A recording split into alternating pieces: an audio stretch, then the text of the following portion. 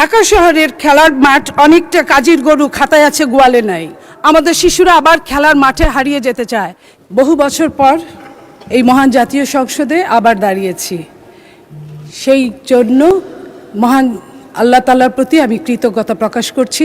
আপনার মাধ্যমে বাংলাদেশের অবিসংবাদিত নেতা, বাংলাদেশ জাতীয়তাবাদী দলের আমাদের প্রাণপুরুষ, বাংলাদেশের মাননীয় প্রধানমন্ত্রী জনাব তারেক রহমানের প্রতি কৃতজ্ঞতা জানাচ্ছি। মাননীয় স্পিকার, আমি কার্যপ্রণালী বিধির ৭১ অনুসারে জাতীয় জরুরি জনগুরুত্বপূর্ণ সম্পন্ন বিষয় সম্পর্কে মাননীয় স্থানীয় সরকার পল্লী উন্নয়ন মন্ত্রী মহোদয়ের মনোযোগ আকর্ষণ করছি। আমার নোটিশের উত্থাপনীয় বিষয় হচ্ছে রাজধানী ঢাকার ২ সিটি সহ দেশের সকল বিভাগীয় ও জেলা শহরের খেলার মাঠ ও পার্ক উদ্ধার এবং মাদকসেবীদের কবল থেকে মুক্ত প্রসঙ্গে। রাজধানী ঢাকাসহ সকল শহরের পার্ক ও খেলার মাঠগুলো একসময় ছিল শিশু কিশোরের দৌড়ঝাঁপ, খেলাধুলা আর বয়স্কদের বিকেলে অবসরের জায়গা। এখানে মাদকের কারবার, হকারের উৎপাত আর বখাটের আড্ডা এখন চলছে। কোথাও দখল, আবার কোথাও শিশু পার্কের নামে বাণিজ্যিক ব্যবহার হারিয়েছে তার সৌন্দর্য। ফলে ইট পাথরের নগরে মোবাইল পর্দায় আশ্রয় খুঁজে নিতে চায় সমাজের সকল শ্রেণীর মানুষ। পার্ক ও খেলার মাঠগুলো সাধারণ ব্যবহারকারীদের জন্য কোনোভাবেই নিরাপদ নয়। এগুলোকে মাদকসেবীদের হাত থেকে মুক্ত করতে সিটি কর্পোরেশন ও সকল শহর কর্তৃপক্ষ জরুরি ভিত্তিতে প্রয়োজনীয় পদক্ষেপ গ্রহণ করা অত্যন্ত জরুরি।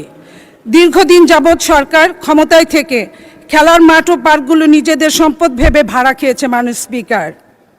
মাননীয় স্পিকার, খেলার মাঠ পার্কের বড় অংশই জনসাধারণের হাতছাড়া হয়ে যাচ্ছে। কোথাও কোথাও মাঠ আছে, ব্যবহার করা যাচ্ছে না।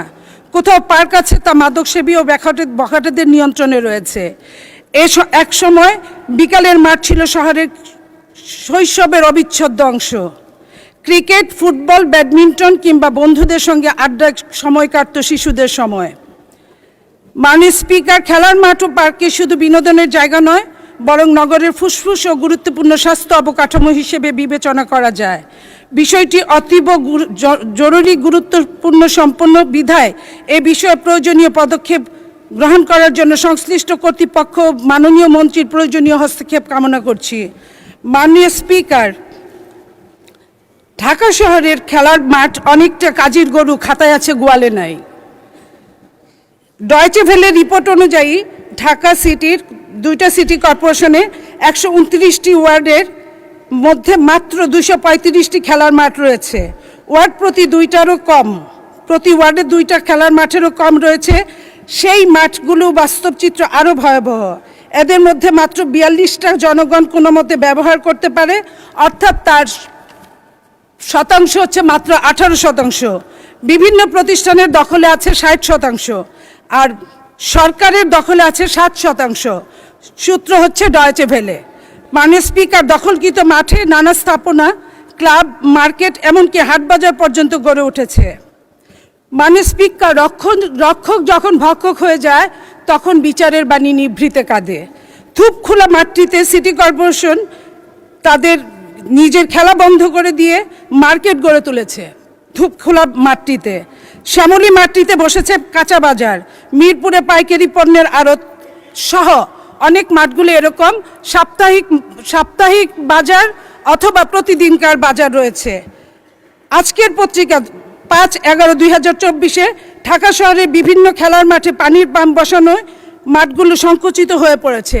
এই জন্য আপনার মাধ্যমে মাননীয় স্থানীয় সরকার মন্ত্রীর আবারও দৃষ্টি আকর্ষণ করছি। দেশের বিভিন্ন জায়গায় খেলার মাঠ দখল করে মেলা, গরুর হাটও বসানো হয়েছে। ইনকিলাব বলেছে 1/3/2025 ঢাকার 126টি মাঠ হারিয়ে গেছে।